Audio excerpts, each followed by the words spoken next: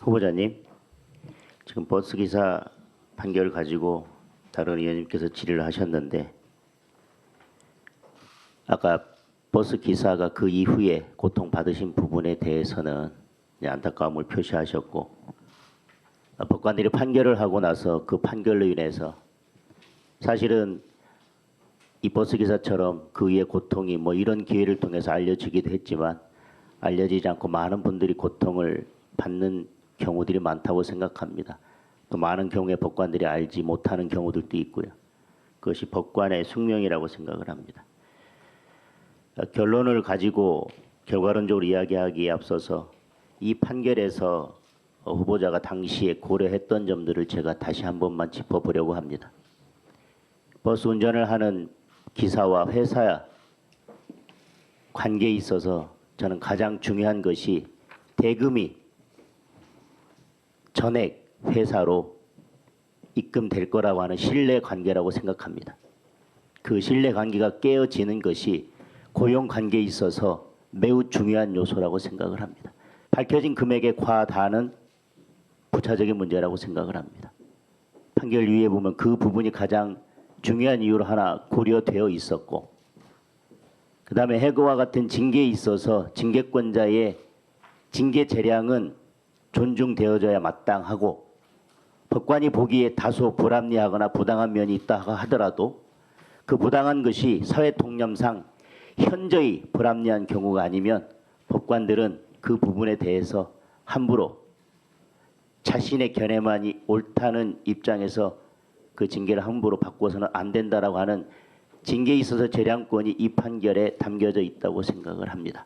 그리고 노사 합의에 의한 합의 내용, 그리고 징계에 관한 회사의 내규, 이런 것들이 종합적으로 고려된 판결이라고 생각을 합니다. 후보자님, 제가 지금 설명드린 것이 대략 맞습니까? 예. 그 다음에 다른 의원님이 또 데이비슨 프로젝트에 관한 판결을 짚어주셨는데, 법관들이 판결을 할 때 증인의 증언을 믿지 못하는, 즉 증언의 신빙성에 관해서는 사실은 구체적으로 일일이 나열하지 않습니다. 그것이 적절하지도 않거니와 증언의 신빙성은 법관의 자유심증에 달려있기 때문입니다. 그리고 직접주의의 원칙상 직접 증인의 증언을 듣지 않은 경우에는 항소심에서 다소 불합리하다 하더라도 증언의 신빙성에 관한 원심 판단을 쉽게 뒤집지 않습니다. 그것은 변론에 있어서 직접주의 때문에 그렇습니다. 지금 그 부분에 관해서 자유심증주의에 의해서 증인의 증언의 신빙성을 판단한 부분에 관해서 여러 가지 논란들이 있는데, 결론적으로만 묻겠습니다. 이 당시 판결을 할 때 이현동 씨나 검진법사나 윤석열 지금의 대통령, 이 세 사람 간의 관계를 알고 계셨습니까? 전혀 모릅니다. 들어보신 바라도 있으십니까? 그 사건에서 일체 관련 언급이 없었던 것으로 기억합니다. 예. 그 다음에 윤석열 대통령과의 사적 관계에 의해서 정치적인 중립성, 그 다음에 권력으로부터의 독립성을 강조한 부분은 저도 강조드리고 싶습니다. 여기에 덧붙여서 김명수 대법원장이 들어서면서 저는 법원이 바뀐 게 하나 있다고 생각합니다. 그것은 법원이 너무 정치화되었다는 것입니다. 지금 특정 사건에 대해서, 매우 중요한 정치적 사건에 대해서 예를 들면 구속영장이 청구될 경우 이것이 발부될지 기각될지에 대해서 구속사유나 구속영장 심리에 관한 기준을 말하지 않고 많은 언론에서, 그리고 많은 국민들이 재판장이 누군지를 살펴보고 있습니다. 그리고 그 재판장이 특정 연구에 소속인지 여부에 대해서 관심을 갖고 있습니다. 그만큼 법원이 정치화되었다는 것입니다. 저희 선배들은 판결을 함에 있어서 어떤 결정을 할 때 그 결정 시기가 혹시라도 그 결정 시기 때문에 특별한 오해를 받지 않을까까지도 고려하면서 정치적 중립을 지키려고 노력해 왔습니다. 그러나 지금의 법원은 결정이나 판결 자체도 매우 정치적일 뿐만 아니라 그 결정을 하는 시기나 판결하는 시기조차도 매우 정치적이라고 하는 것이 지금의 제 생각입니다.